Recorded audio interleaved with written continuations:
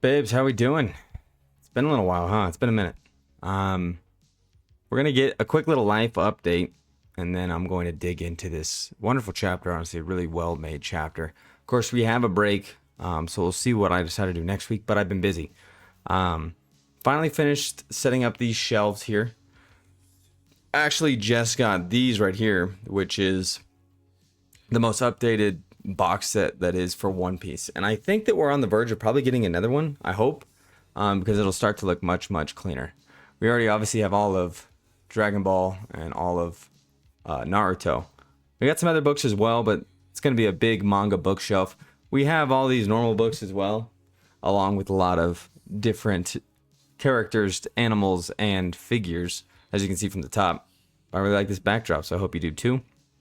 The last little bit, so I guess the quick life update, obviously I stopped streaming a while ago, and in a lot of ways I'm glad that I did, just because I feel like it's opened the door for so many other things. One of the reasons why I've been busy, I went to Montana with my girlfriend now, and that was really nice. I feel like I've really been enjoying my summer. I'm not a huge traveler, but we've definitely been traveling a decent amount. Montana, I'm going to Canada in a couple weeks, and then I think I'm going to California in a couple months from now. I also signed up for a marathon that's going to be in October that I've been training for.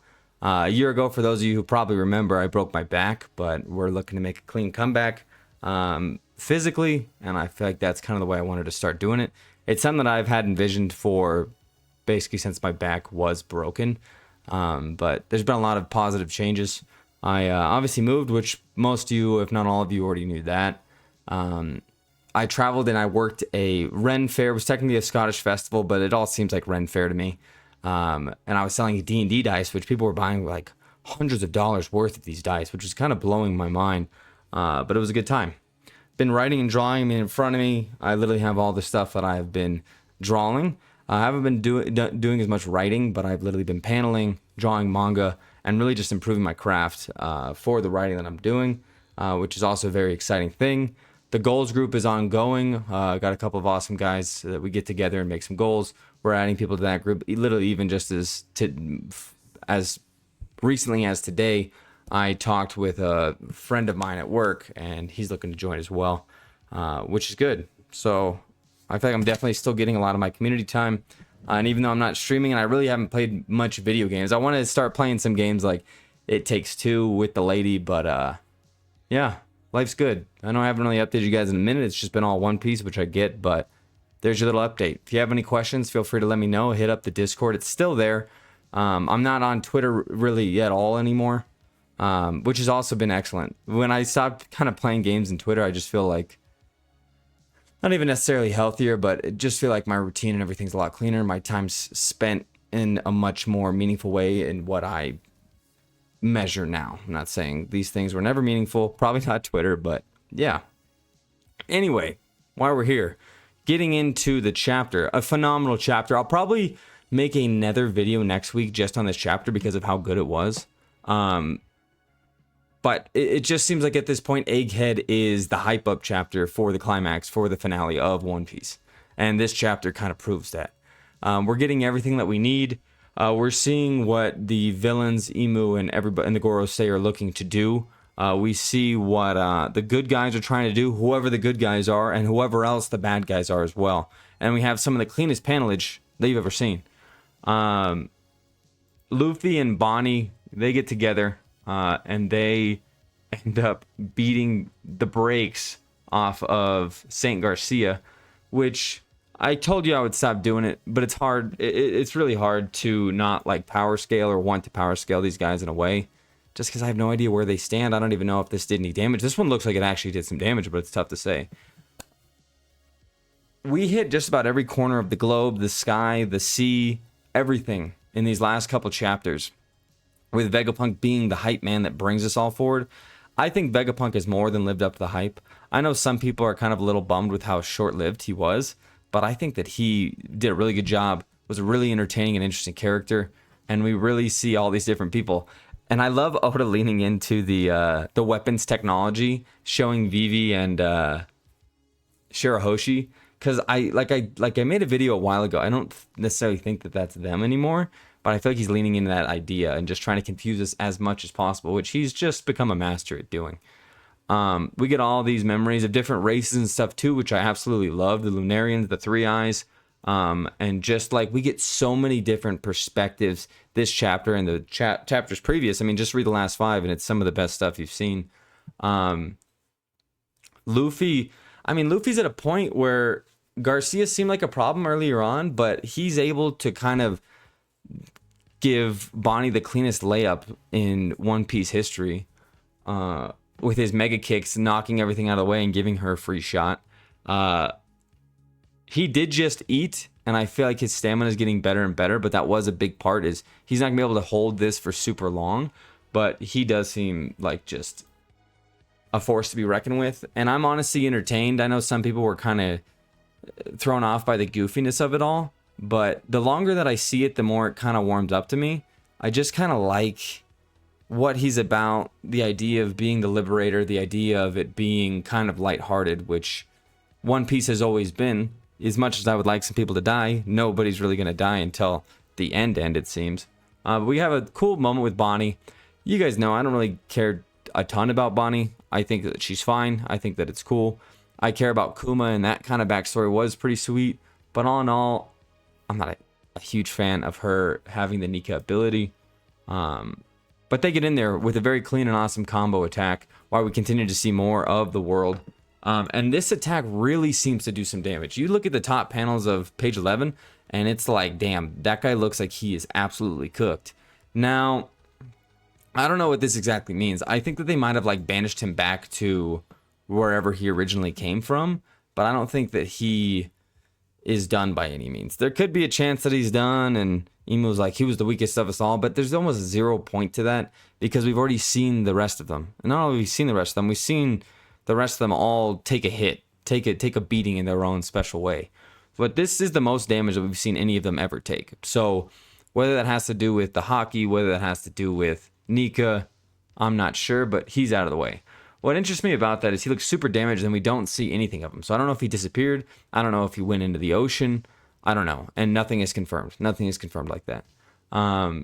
The ship, the Thousand Sunny, is still falling as we speak. But it's about a hit. It's about a hit for sure. The chapter ends absolutely beautifully, just showing a newer panel of Roger saying, "My treasure's right where I left it. Everything's right where I left it. His treasure." And I love the panel of Rayleigh kind of just asleep, kind of just hanging out. And it seems like he's almost at peace to finally have other people know. And his part to play is kind of just about done. He's definitely going to play a part. He's definitely not done. But now that this is all about a start, it's almost like he's resting before. But he's so at peace just because it brings him back to the memories. He did see exactly what, from whatever pure source that Vegapunk was talking about, he does know everything that we're wondering.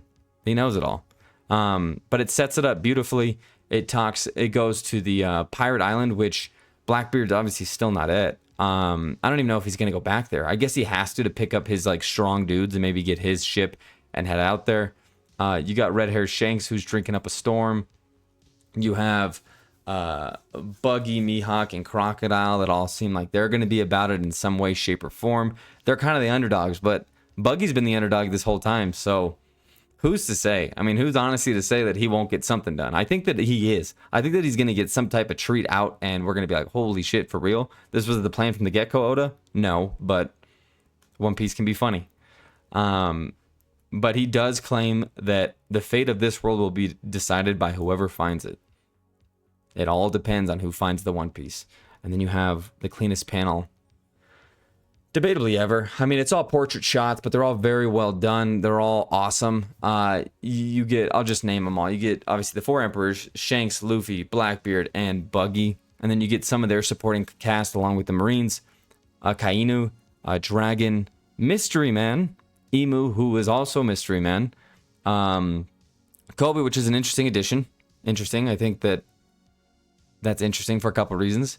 Aokiji made the cut, which I'm pumped about. You know, I'm a big Aokiji fan. St. Garland is also up there. He's going to be a force to be reckoned with once they get there. And Sabo. Now, what is interesting that I saw after I looked at it again, I think that this is a beautiful display in a lot of ways. The longer you look at this frame, the more you're like, wow, like you put a lot of thought into this. All the pirates are happy. All the pirates are happy. They all appear to be enjoying themselves, and that's kind of like the whole thing. I'm trying to remember exactly what it is. It's literally on this shelf, but there's like two types of pirates. In the original like one shot of One Piece, he talks about there being two kinds of pirates. There's the first pirate that like plunder, take, and pillage and all that shit. And then there's it's gonna bug me. Somebody correct me in the comments. But then there's the other type of pirate who just believes in being free. And I think all these guys in their own way believe in being free, except maybe Buggy, because he's kind of, I mean, he is making his own free choices, but he's under lock and key pretty tight. But all these guys are free, especially Luffy and especially Marshall D. Teach, aka Blackbeard. But all four of them are smiling, and nobody else is smiling at all. Nobody looks happy in the slightest. And these are the guys that are a bit more in the know. It's kind of tough to tell where Shanks is, considering Roger told him what he told him, but it's very interesting. It's very interesting to see where we're going to go and what's going to happen. I love that we obviously don't know who it is, but in the previous panel, somebody's like, hey, we should go find the One Piece ourselves. Like somebody's motivated up there in Navy headquarters, which is fucking funny. And he's like, who's going to protect the common people? And it's just funny because it's so motivational, and we know what Roger was trying to do in starting the Great Pirate Era, and that is about to come to a close. Who's going to win? I don't know. The big question is, who is that man with the sword? One of the first things that I noticed is that it does have that guard on it, which St. Garland is the only other person that I can remember with a guard on his sword. So I have no idea who that is. The guy doesn't look too old. I would have to assume that it's either somebody of Rogers or somebody of Rox's old crew. Probably the man marked by flames.